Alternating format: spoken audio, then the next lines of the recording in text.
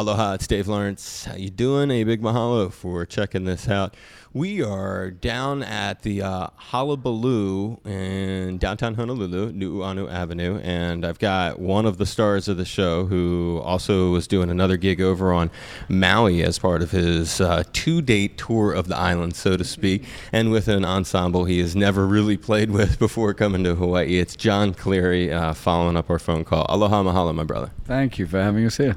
Thank you for being here and being willing to take a little slice of your time to talk to me. Well, one of the things I always like to do when I get to have a follow-up interview with folks that we have on the show is expand on some of the things that I think the listeners would be curious about.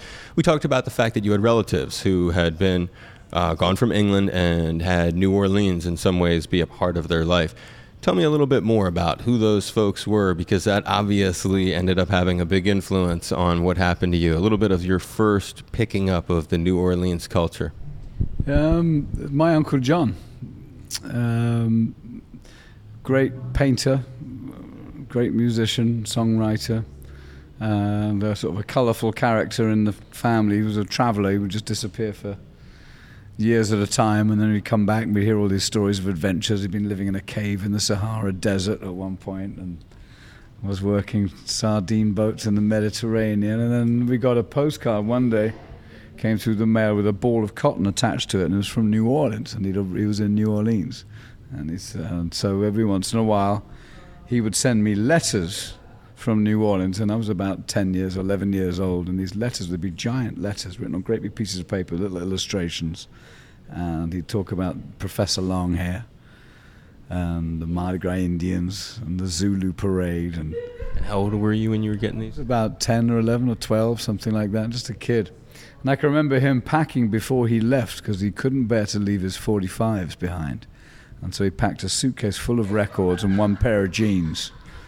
And then when he eventually turned up out the blue in England a few years later, he had one pair of jeans and two suitcases full of records.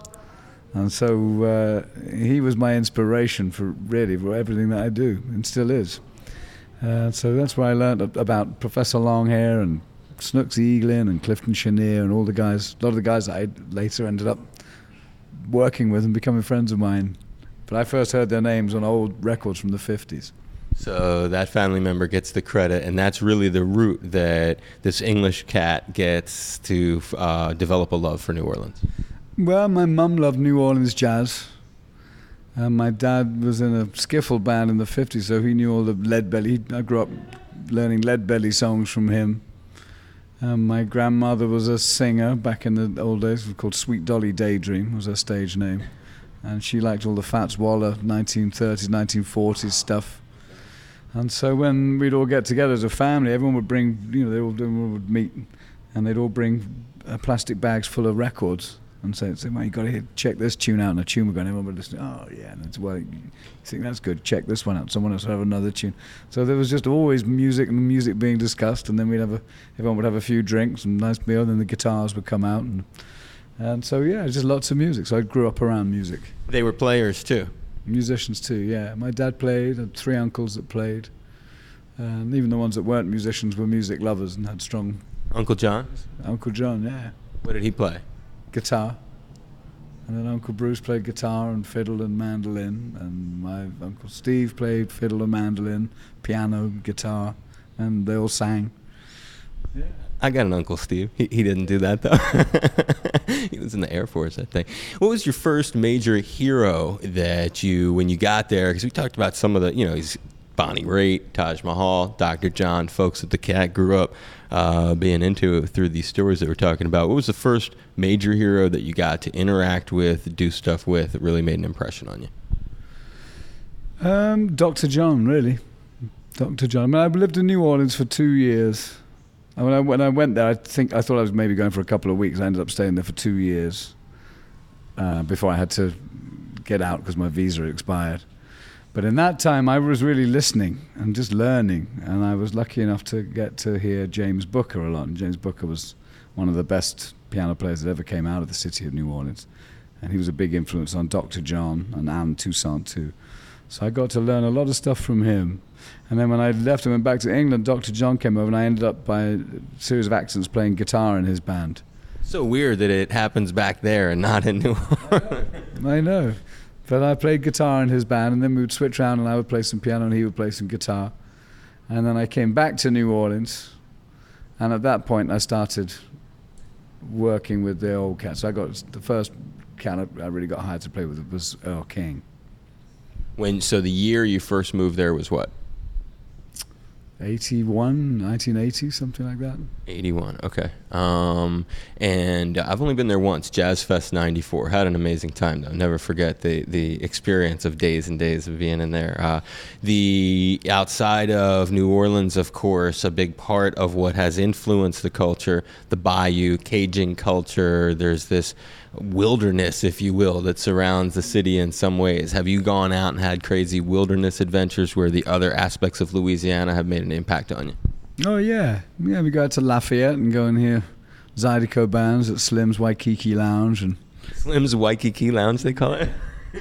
Slim's Waikiki Lounge in Lafayette, Louisiana. A bunch of little joints. Richard's Lounge in L'Hotel.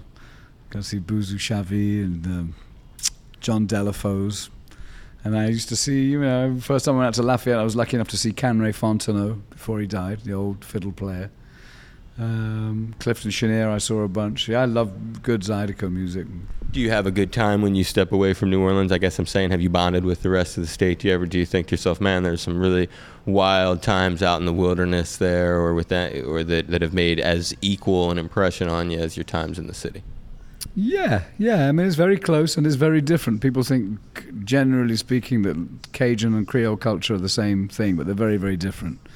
And so you can travel from New Orleans to Lafayette and have an entirely different musical experience and hear a lot of great, great music, but completely different to the music of New Orleans.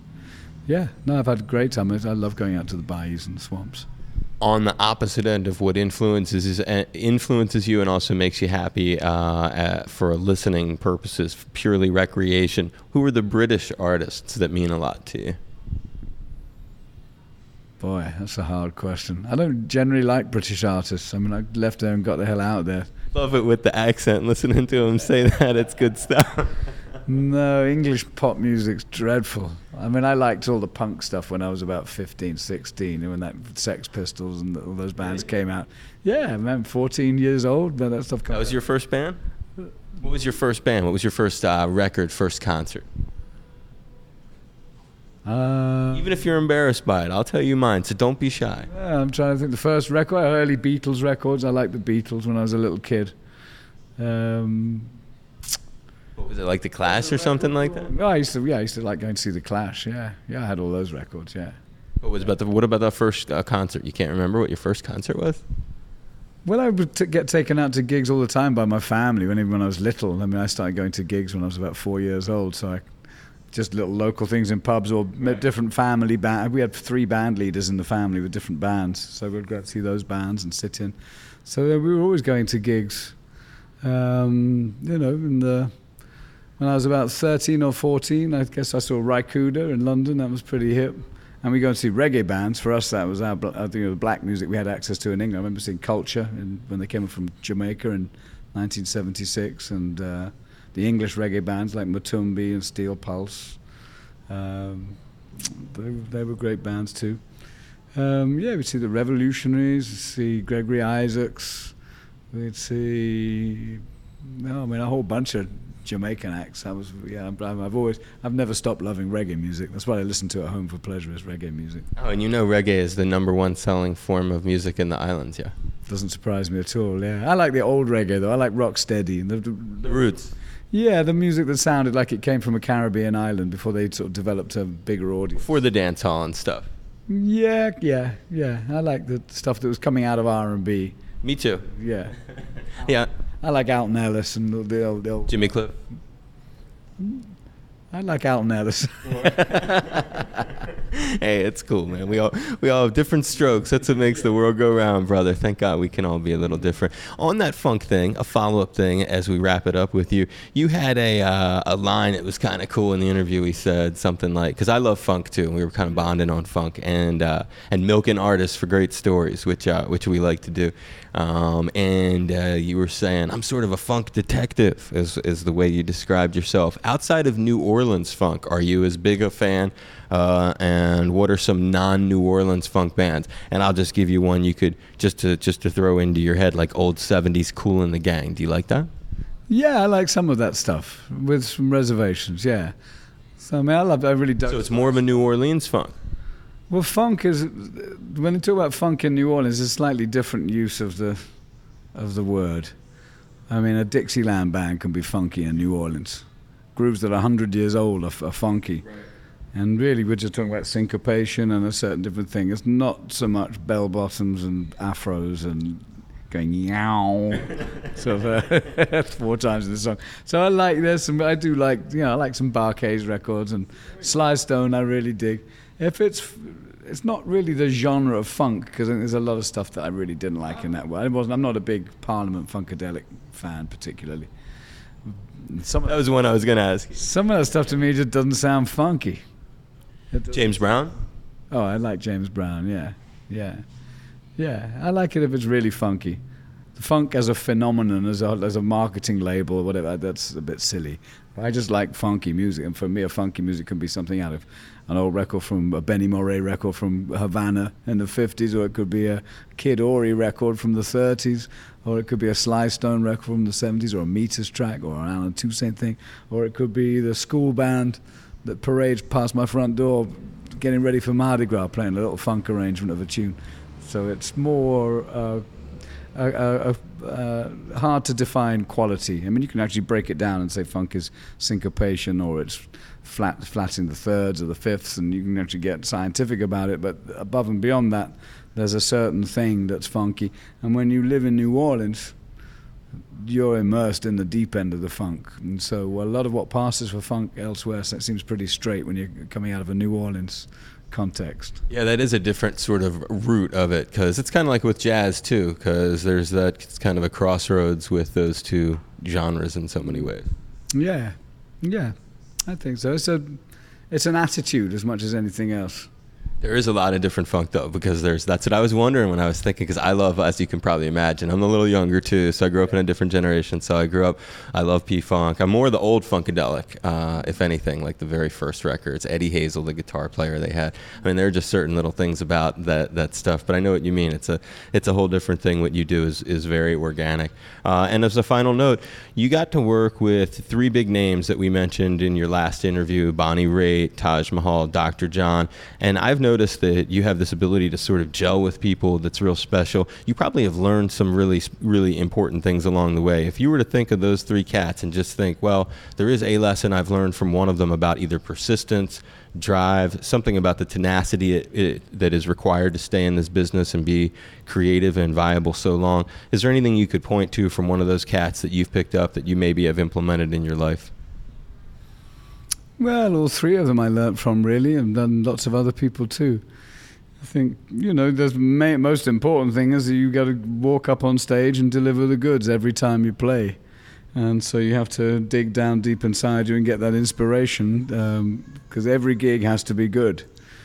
There are all sorts of behind-the-scenes things that go on that people don't see, and many of which are enough to kind of make you want to throw in the towel altogether and go and get a job digging holes in roads or something. So persistence, you mentioned, I think you have to be a bit tenacious, and if you got to keep your eye on the most important thing, which is enjoying music. At the same time, you can't dig your head in the sand. You have to have a handle on your business and all the other stuff. I mean, gigs don't book themselves, bands don't get hired by themselves. You have to pretty much stay on it if you want to navigate your ship and go in the direction you want to go. Someone else will do it for you, but they might not take it the way you want to go. So you have to keep an eye on that. So it's really a juggling thing, because the stock in trade is actually playing, which requires inspiration and all these sort of intangible elements. And then at the same time, there are all these things which are very tangible: dollar bills, nuts and bolts, sums, dates in a calendar, certain budgets you have to adhere to, and practical considerations which are a world removed from the world you have to really try and keep your brain in. So that push and pull is interesting to see how different people handle that. And I'm always interested when you find anyone like Dr. John, Bonnie, Taj, characters like that. They've been consistently playing music for a living for half a century, pretty much. They're survivors. They're survivors, yeah. So, and they still are really good. You're a survivor too, cuz. We appreciate your time. I hope you had fun. Hope this was all right. Was this okay? Yeah, it was great. Thank you. I appreciate it. The great Jon Cleary here having a conversation with us.